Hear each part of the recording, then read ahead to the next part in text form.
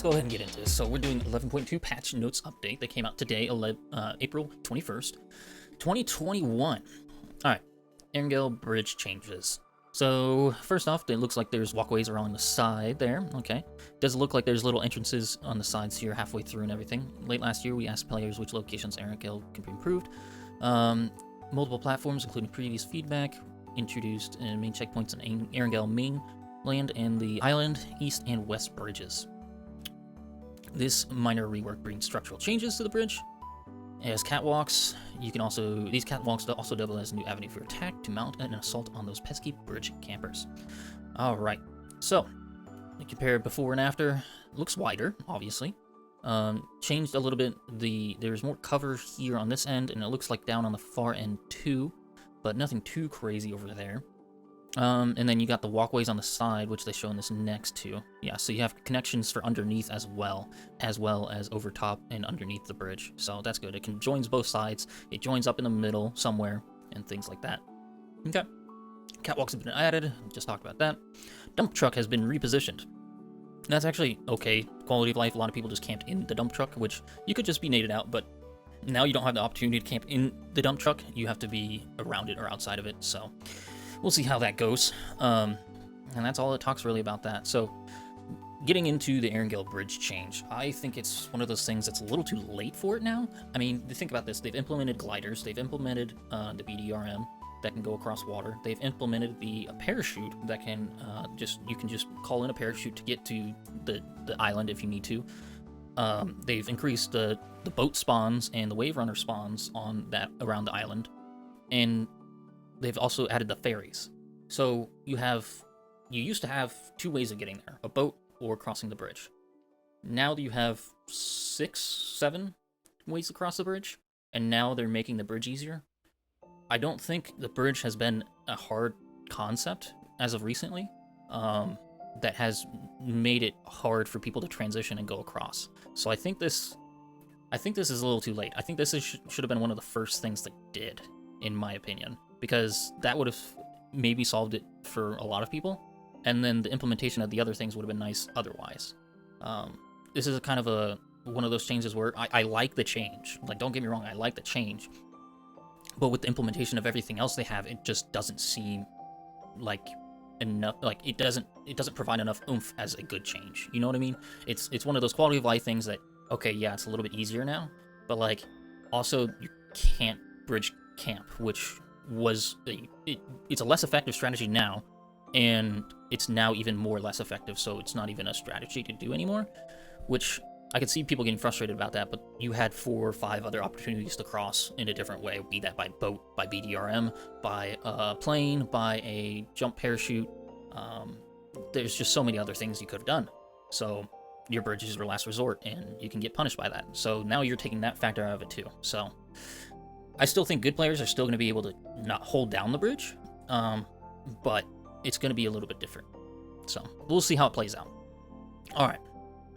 Pajama Party. This is not too crazy. You just get new skins that you can be in pajamas now.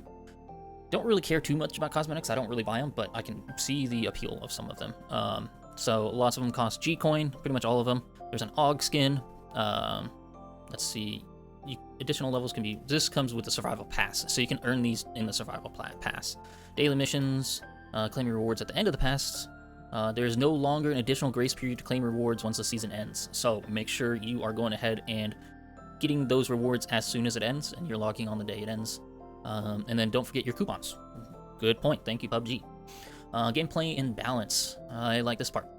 Several patches ago, we implemented heavy improved stability and overall smoothness when aiming in vehicles. Pretty much made the drive-by meta. They're going to be balancing this to allow for counterplay. We've seen the greater rise in effectiveness drive-bys. Our first step, okay, that's good, to address this is increasing vehicle recoil in vehicles, and we'll continue to closely monitor for your feedback, so please keep it coming. So this is the bad part. They're only increasing it by 10%.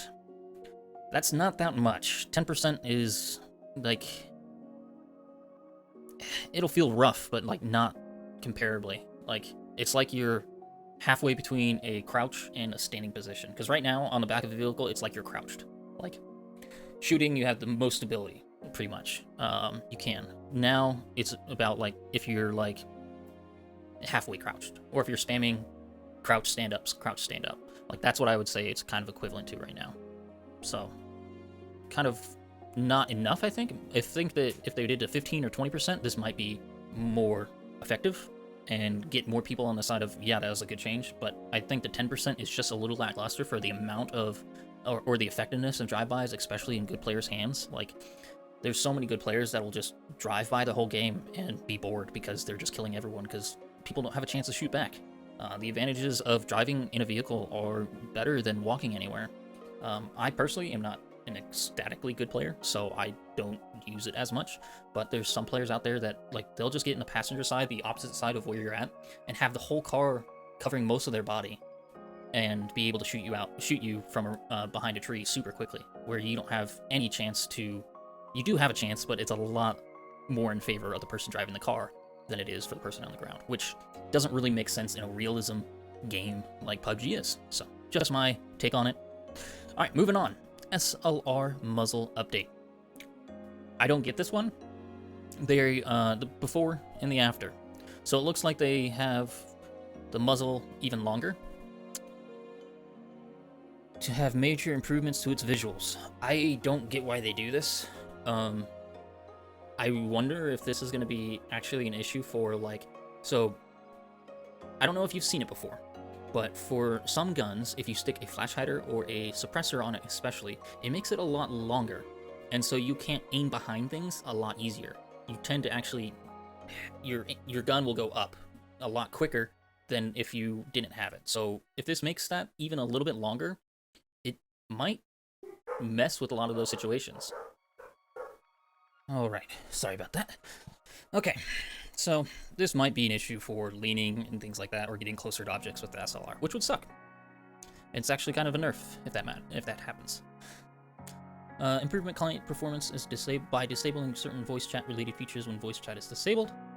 Improve client FPS stability through a reduction in hitches related to optimization work. Okay, I've actually had some hitches, quite a bit, so hopefully it'll fix that. Optimize CPU performance by adding additional multi-threaded rendering support. Optimize CPU performance throughout animation optimization. Optimize some server and client performance pipelines to reduce both server and client hitches. That, I hope, fixes a lot of my issues. When I first start the game, I get about 3 or 4 hitches, one really long one that lasts about like 10 seconds. So that would really help out with that. General bug fixes. Let's see, let's go quickly through these, see if there's anything incredible. Graphical issue, no. This could be, this actually is kind of weird thing. So bots sometimes fire twice or something like that.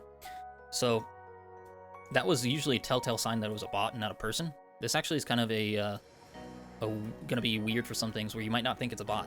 So that'll make it harder. I like knowing if it was a bot or not, because then I could just push it and go kill it and then not have to worry about it. Or if I was in an engagement, I knew I didn't have to worry about that.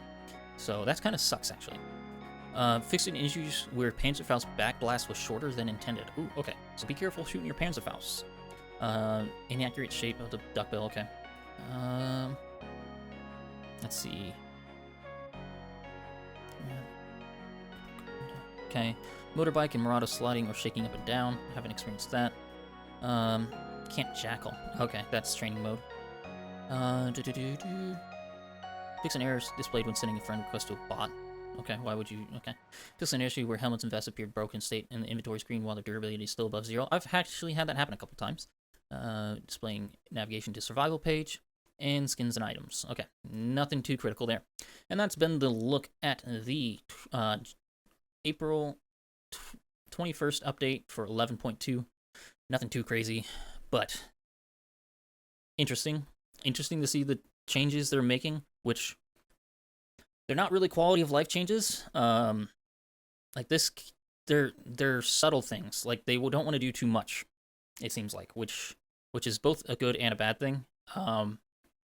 It's kind of too little too late at this point for, I think, this game. But I like to see that they're trying to do stuff, and that we're seeing stuff on a monthly basis that they're changing, whereas before we would go months without anything. But if you look over the last couple months, you have 2 or 3 changes, which has been pretty nice. So I've been enjoying it, at least. So but this patch really doesn't provide me much. So, but anyways, we're gonna end this here, and we're gonna go over jump in some games. So if you guys want to catch me live, I'm gonna post this to YouTube. But if you guys want to catch me live, I'm over here at Twitch. Link in the description below. Be sure to like and subscribe. And if you're over there on my Twitch, go ahead and give a follow. That'd be awesome. And we're gonna go jump in some PUBG now. So I'll see you guys out there.